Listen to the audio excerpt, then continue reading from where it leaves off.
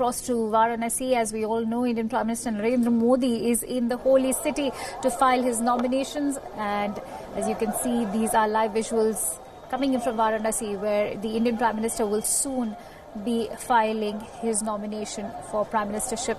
It was yesterday that a mega road show displaying Modi frenzy took the city by storm. And just a while ago, we also heard the Indian Prime Minister address the BJP workers at a rally. And now, in a short while from now, you can expect the Indian Prime Minister to be filing for his nomination anytime soon. As we also know that other political heavyweights like Uddhav Thackeray and BJP President Amit Shah will also be accompanying the Indian Prime Minister.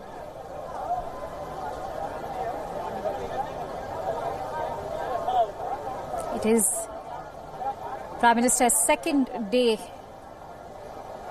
in Varanasi, as he will be filing for the Lok Sabha constituency. Large crowd, as you can see, has gathered to cheer for the Indian Prime Minister. Many can also be seen wearing saffron caps.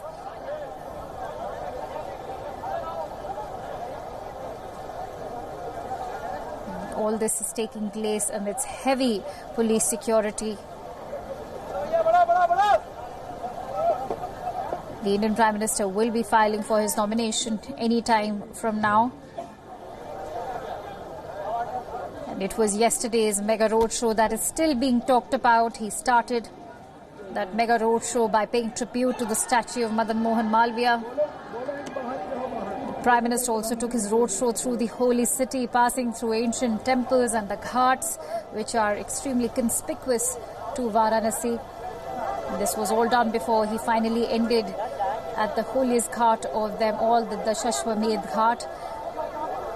It was the evening aarti at this ghat that was also attended by the Indian Prime Minister earlier. In his earlier speeches, the Indian Prime Minister talked tough on terror. He said that the nation is above everything.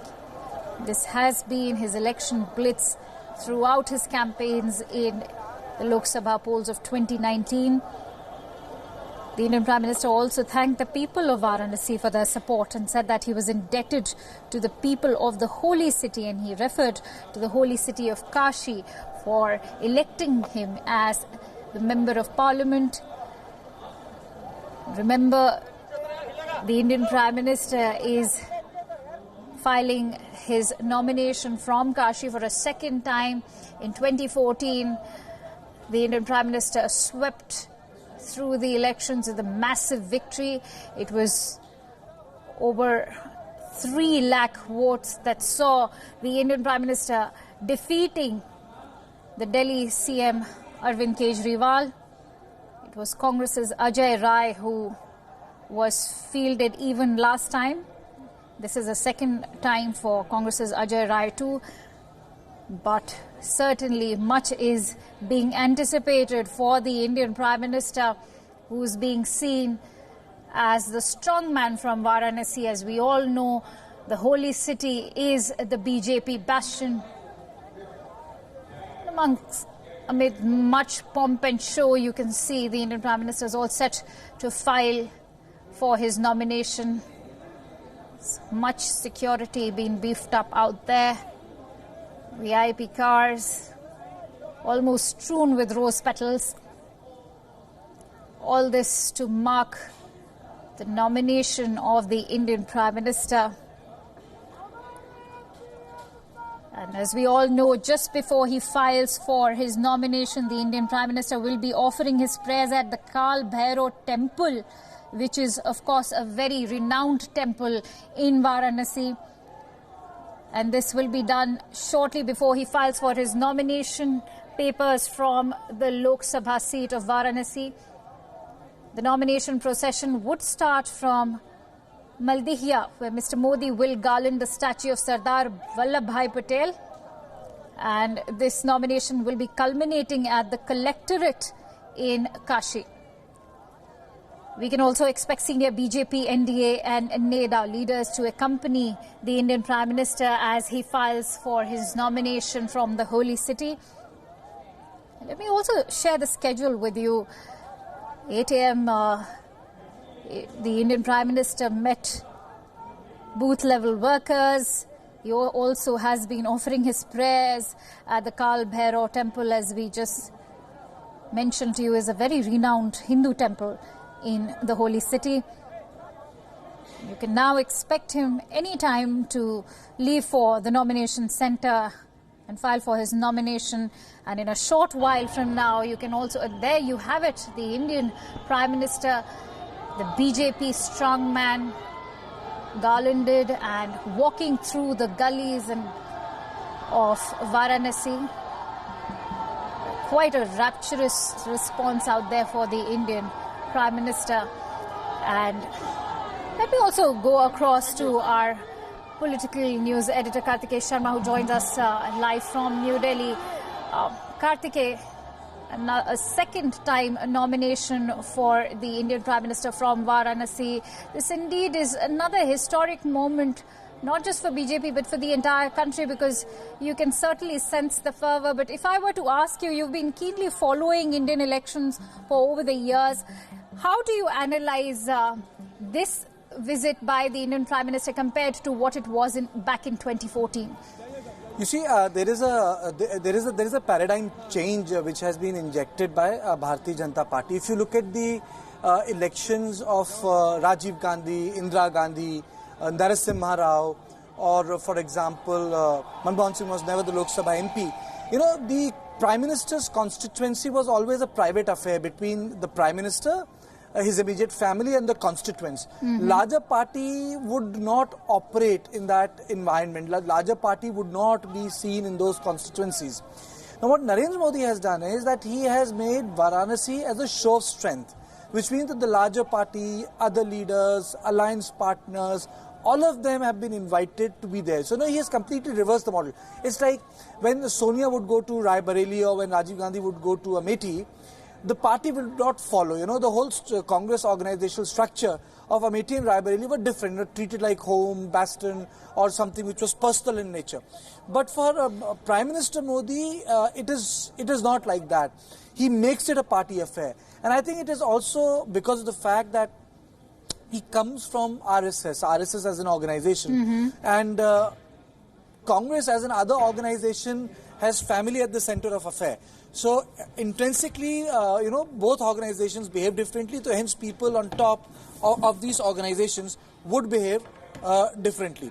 So I would say that the reason why it looks different, the feel is different, because both of them come from different institutions. But for Prime Minister Modi, Varanasi was selected, one, because he was making a foray in national politics. Before that, he was Chief Minister of Gujarat. So, you know, he had to prove his credential as a North Indian politician, whether we like it or not. You know, this North Indian bias does exist in Indian politics.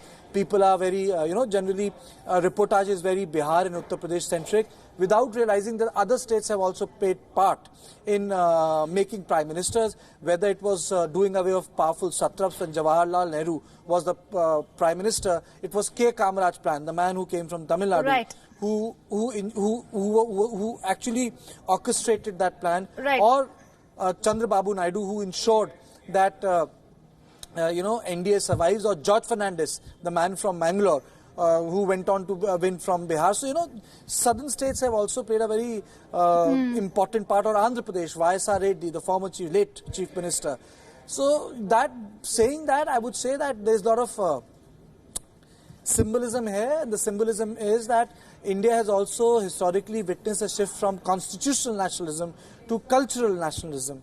And in that cultural nationalism, the faith practices occupy primary positions in public and political life, which was perhaps not the dominant position or was a contested position. Right. But today, it's a hegemonic position in the Indian politics. All right, an interesting observation made by you from, you know, this change from constitutional nationalism to cultural nationalism. Now, if we particularly focus on Varanasi at the moment, Karthik, if the roadshow of yesterday is anything to go by, do you think the Modi frenzy that we witnessed yesterday could help, the Indian Prime Minister with a clean sweep as far as Varanasi is concerned?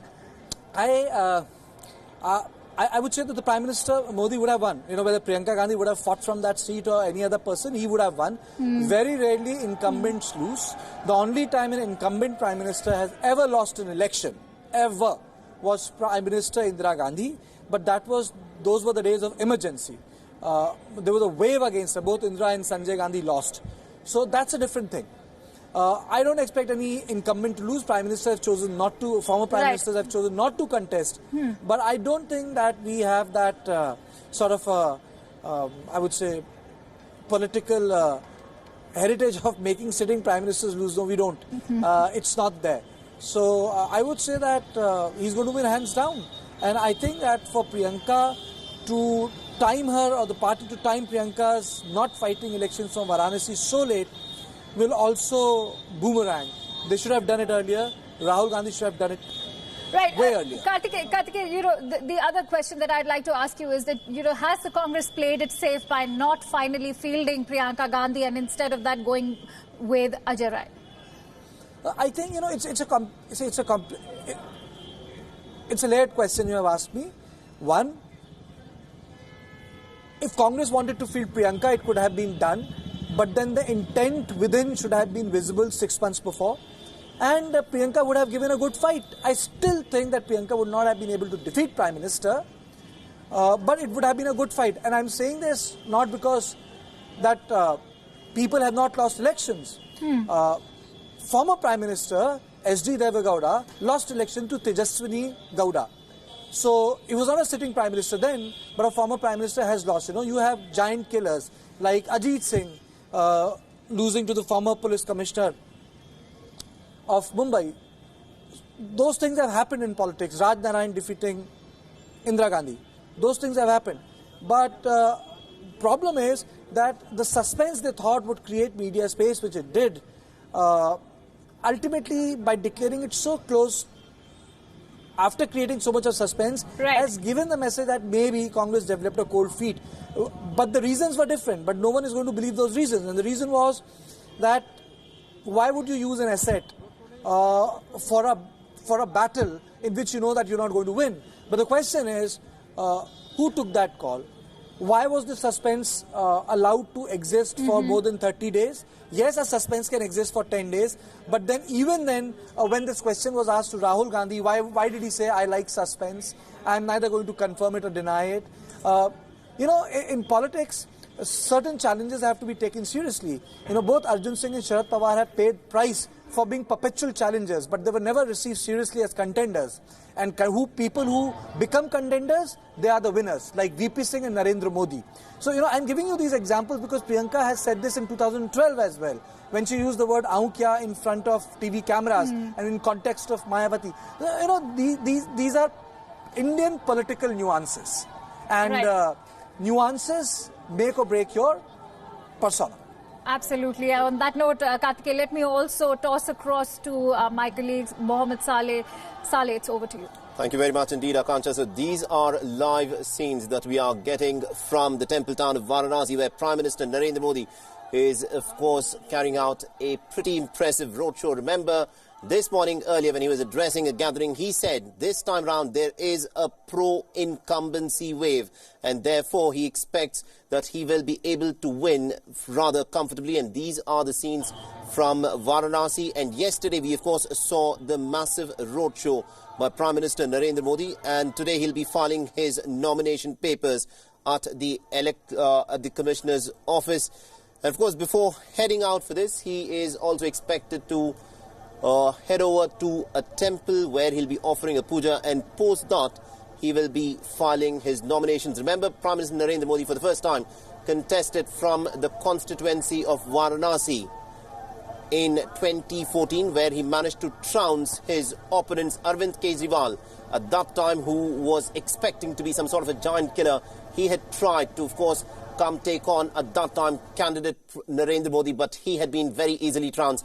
Back then, it was Prime Minister Narendra Modi who had got about 56% of the votes that had been cast. So Prime Minister Narendra Modi has already visited the temple, and we expect that he will be filing his nomination papers in some time from now. So this is a massive show of strength from the ruling Bharatiya Janata Party, where Prime Minister Narendra Modi is, of course, waving to the crowds of people, thousands of people who, of course, gathered in Varanasi. And you can also see the UP Chief Minister Yogi Adityanath, who is also present there. And also joining us on this broadcast to add more perspective in terms of what can be expected in this very interesting battle that is, of course, unfolding in the constituency of Varanasi. We are joined by Francois Gauthier. He is joining us from Pondicherry, and he is a French journalist and who's been following Indian politics and the RSS very, very closely for several decades now. Mr. Gauthier, thank you very much indeed for joining us on this broadcast in WION. Let me begin by asking you this. You've been following Prime Minister Narendra Modi for several years now, and this is in many ways is one of his defining moments. He is seeking a re-election. He's back again in the constituency that he'd won in 2014, and virtually he sees no opposition in the constituency of Varanasi. Well, there is no doubt that it's going to be a walkover for Mr. Modi in Varanasi. I think he's nurtured his constituency very closely and very nicely in the last 5 years. Mm-hmm. So he's going to win. One is very impressed about the crowds that come to greet him. There is a contradiction, though, because we know that the Muslims are not going to vote for him, and there is a sizable amount of Muslims in Varanasi. We know the Christians are not going to vote for him, however much he has tried to woo them, during these 5 years. Mm-hmm. So it's not only Varanasi, I saw in West Bengal, there was so many crowds. So there's a bit of a contradiction there, The students, I doubt the students, even the Benares Hindu University, most of them are left-leaning, so I don't know how many of them are going to vote for Mr. Modi. So where does he get these huge crowds? It's a big mystery to me. Absolutely. And the last time that he contested from Varanasi, he had a much more formidable candidate, but he still managed to win 56% of all the votes that were cast there. Do you think that margin is now expected to go higher in favor of Narendra Modi? Yes, I do. I think he'll win by a larger margin in Varanasi, for sure. Mm-hmm. And also this morning, Narendra Modi said something very interesting. He said that there is a pro-incumbency wave in favor of his government. Now, Mr. Gauthier, you've been following Indian politics for a long time now.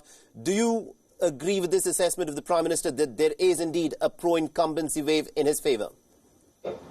Again, big mystery, because on the ground, the feeling I have is that there is discontent about GST, there's discontent about the demonetization, there's discontent about everything is more difficult in India now. Banking is more difficult for the common people. There are more rules now. I know that Mr. Modi was trying to, target corruption and target cheating, but it made the life of ordinary people more difficult. Even visas are so much more difficult now.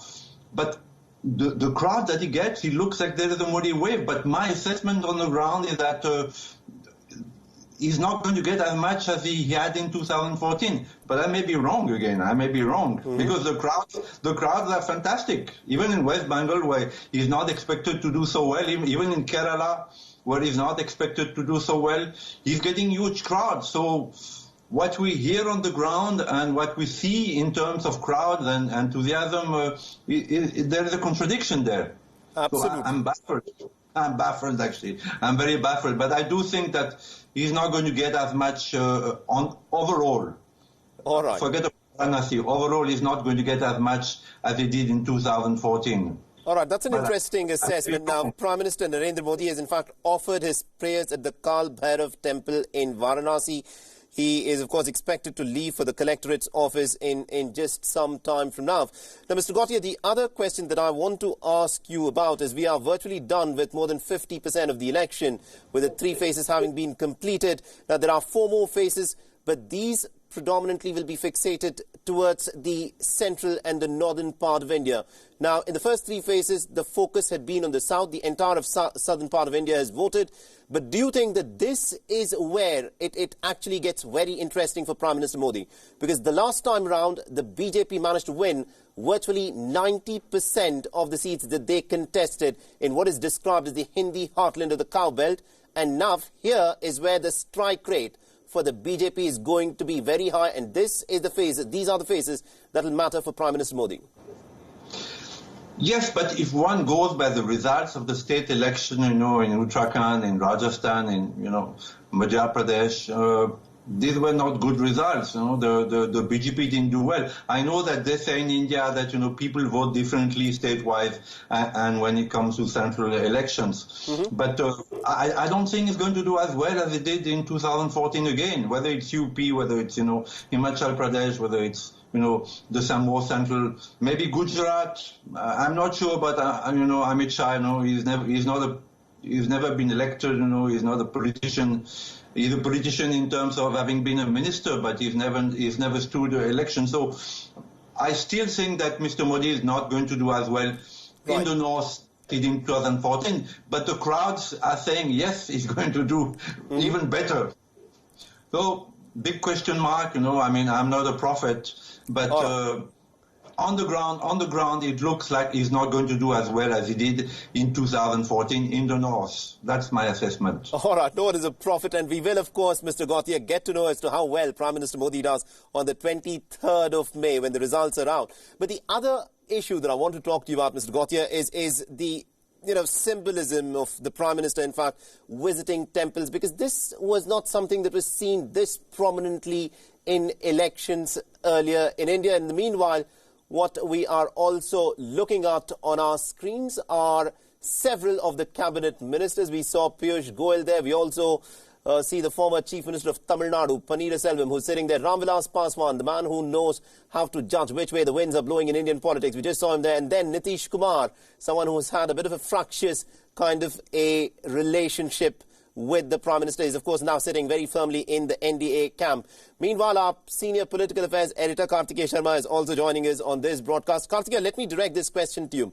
Now, even about a decade ago, the religious symbolism of a sitting candidate visiting a temple in this manner, this was not seen. But this is something that Prime Minister Narendra Modi has brought very firmly to the centre of Indian politics. He feels very comfortable doing it. And do you think this is something that actually helps him in building his image of a very pan-India kind of a Prime Minister or a political leader?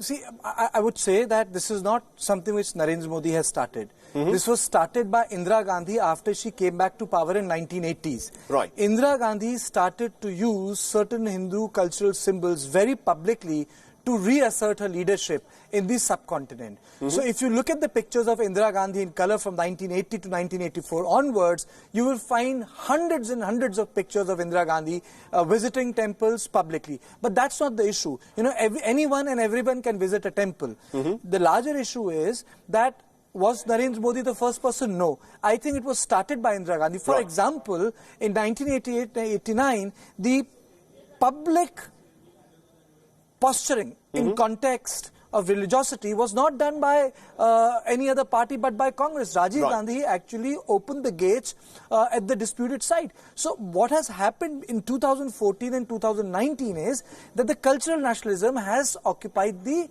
center space, and other versions of nationalism, which is civic nationalism, constitutional nationalism, they are at the periphery now. But I would say that this is not as if it was started in 2013 or 14. Right. It was started way back in 1980s by Indira Gandhi, who wanted to course correct the Congress party. But before, there was one thing, you were discussing, in context of the temple, the reason why Prime Minister or any, potential political player goes to Kal Bhairav temple is because as per the Hindu mythology or the mythology of Banaras, Kal Bhairav is supposed to be the gatekeeper of the timeless city. Banaras is supposed to be a timeless city. And no auspicious task can be done in Banaras as per the belief and faith of those who live there, unless and until you have the blessings from Kal Bhairav. That is why he has chosen to go to Kal Bhairav and not any other temple in Varanasi. Absolutely, some very interesting insights there. Do continue to stay on with us, Karthikeya. Let me now go across to Francois Gauthier, who's still with us from Puducherry. Now, Mr. Gauthier, apart from the temple visit, the other thing that is on display by Prime Minister Narendra Modi's camp is all of these allies. We just saw Uddhav Thackeray there sitting along with Amit Shah. We saw Nitish Kumar, who was also present in the cavalcade. This is an interesting show of unity on the part of the NDA. Remember, just a few months back, it was being said that NDA may have issues in getting its allies, but they have sorted that thing and they've put it in order. And they are, in fact, portraying that they've got all of their allies intact. So my question to you is, how much of an effect will the allies have on the NDA in this election? No, I think everybody is betting on Mr. Modi because, he's the most bankable item and there is no doubt that he's going to be re-elected. The question is, with what majority? So everybody is behind him. There is no disunity. But I wanted to say something about temples, if you allow me. Go ahead. Because there is nothing new about Mr. Modi going to temples, either vibrant Hindu, although he has moderated, his Hinduness considerably after becoming Prime Minister, but he is seen as a Hindu and he is a Hindu. Indian politicians in generally, have a public posturing and a private one. If you see in Tamil Nadu, the DMK, which is supposed to be, anti-Hindu, anti-God, atheist, in private, most of the ministers, I don't know about Mr. Stalin, but most of the ministers are Hindu, they go to temples. Now, the exception is Rahul Gandhi and his sister Priyanka. They are baptized Catholics, not like me. I'm also a baptized Catholic. Right. They are the one, if something is interesting, is they're going to Hindu temples because they've not done it so much before. And in my opinion, Hindus are innocent people, they're naive people. So in my opinion, they're catching votes in that way. Mr. Modi may not be catching so many votes because he's known to be a Hindu. But Priyanka and her brother being, baptized Catholics and are going all out to temples, what's called soft Hindutva, is going to catch some votes. And that is the most notable, that is the most interesting aspect of this temple going issue. Looking at this issue from a distance, Mr. Gauthier, the fact is the Hinduness of Rahul Gandhi and Priyanka Gandhi was something that was put out in the open. The Congress, in fact, came out and said that Rahul Gandhi is a Januidhari Brahman. And this is how they had, in fact, described Rahul Gandhi. Do you think this projection of Rahul Gandhi as a Januidhari Brahman is going to actually fetch Congress any votes? Yes, I do. And I think, this, the advisors of Rahul Gandhi who told him that he should go to temples, they've done it because of Mr. Modi, because Modi is the champion of the Hindus, and they think they can get a little bit of the cake by asking Rahul to go to temples. But I don't think, either himself a Hindu, the way Mr. Modi and some of his ministers are real Hindus. I mean, they believe firmly in the religion and spirituality that in Hinduism. Mr. Gandhi and the sister are baptized Catholics, and they may not believe, but it's going to earn them votes. It's definitely going to earn them votes, definitely. All right, so this